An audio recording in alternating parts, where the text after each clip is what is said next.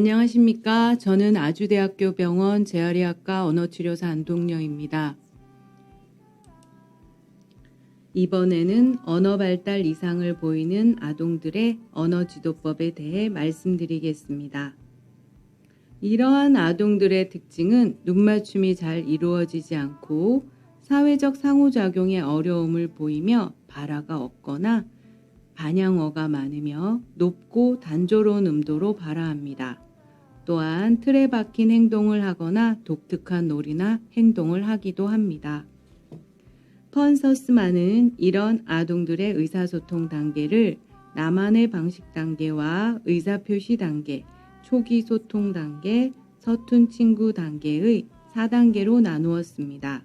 나만의 방식 단계는 아동이 타인들과 의사소통이 거의 이루어지지 않는 초기 단계로 엄마 아빠와만 아주 짧게 상호작용이 이루어지고 의도적인 의사소통은 안 되며 원하는 것을 상대방의 반응에 관계없이 바라보거나 손을 뻗는 정도의 행동을 보입니다. 혼자 놀거나 특이한 방식으로 놀며 노릇이 독특한 소리나 옹알이를 내는 경우의 단계입니다. 두 번째로 의사표시 단계입니다. 이 단계에 있는 아동은 엄마 아빠와만 상호작용이 가능하고 반향어를 반복하며 원하는 것을 요구하기 위해 엄마의 손을 잡아 끄는 등의 행동이 가능합니다. 또한 옷을 갈아입는 등의 익숙한 행동을 이해하고 반응할 수 있습니다. 세 번째, 의사소통 단계를 살펴보면 즉 초기 소통 단계인 의사소통 단계를 살펴보면 익숙한 상황이나 엄마 아빠를 제외한 익숙한 사람과 상호작용이 가능해지고 함께 놀거나 교대 놀이도 가능합니다. 자신이 필요한 것을 행동이나 단어로 요구할 수 있으며 단순하고 익숙한 지시를 이해하고 예 아니오에 대한 반응이나 인사, 선택하기 등이 가능합니다. 네 번째, 서툰 친구 단계에서는 길게 상호작용이 가능하고 타인들과도 익숙한 놀이가 가능합니다. 단어나 문장을 이용하여 요구할 수 있으며 불만을 표시할 수 있고 질문도 가능하며 과거나 미래 시제 등을 표현할 수도 있습니다. 세 번째와 네 번째 단계의 아동들과는 언어적인 의사소통이 제법 이루어지는 단계라 볼 수 있기에 치료적인 접근법도 언어 발달 지연 아동들과 유사한 방식으로 지도할 수 있습니다. 그렇기에 오늘 말씀드리는 언어 발달 이상 아동들의 언어 지도 방법은 첫 번째 나만의 방식 단계와 두 번째 의사표시 단계 아동들 위주의 지도법이 되겠습니다.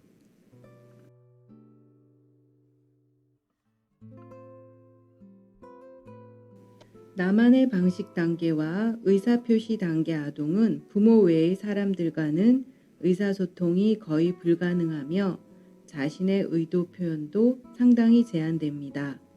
이 두 단계 아동들의 언어 지도에서 주의할 점은 아동들에게 의미 있는 언어를 가르치기 이전에 의사소통의 의도를 가르치는 것이 선행되어야 한다는 것입니다. 의사소통의 의도란 간단히 말씀드리면 타인들에게 본인이 가진 생각이나 의사를 전달하는 것입니다. 가장 기초적인 의사소통 의도에는 요구하기, 거부하기, 인사하기, 대답하기 등이 있습니다. 초기 단계의 아동들 대부분은 자신 안에 빠져 있는 상태이기에 자신의 어떠한 행동이나 언어가 타인들에게 영향을 미칠 수 있다는 개념 자체가 제대로 성립되어 있지 않습니다.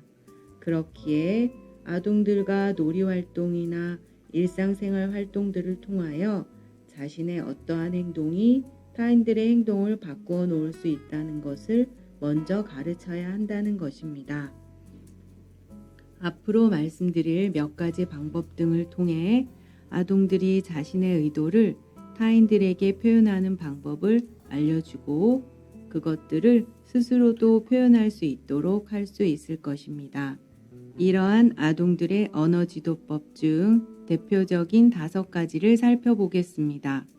먼저 우발학습 방법입니다. 아동이 원하는 상황을 만들어서 공통적으로 주의 집중을 할 수 있게 하고 대표적인 의사소통 기능을 표현할 수 있게 하는 것입니다. 예를 들어 아동이 가장 좋아하는 장난감을 손에 닿지 않는 곳에 두어 아동이 원하는 것을 부모에게 요구하도록 하는 것입니다. 이때 아동의 수준에 따라 단순히 보호자와 눈맞춤만 하거나 포인팅을 하거나 양손을 내미는 제스처를 하거나 또는 주세요라는 언어적인 표현을 유도할 수도 있을 것입니다. 공동 일과 방법은 일상에서 루틴하게 일어나는 상황에 일탈을 일으켜서 의사소통에 동기를 유발하게 하는 것입니다. 예를 들어 유치원에서 하원 시에 항상 포도맛 사탕을 먹던 아동에게 곰돌이 젤리를 주어 불편함을 일으키게 하고 부모에게 젤리를 거부하거나 포도맛 사탕을 요구하게 하는 행위를 하여 언어적으로 표현하게 유도하는 것입니다.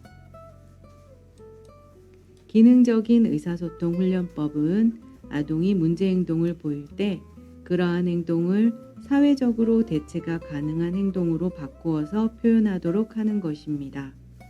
예를 들어 화가 났음을 표현하거나 거부하기 위해 상대방을 무는 행동을 하는 경우 그 행동 대신에 거부의 빨간 카드를 내밀도록 하는 것입니다.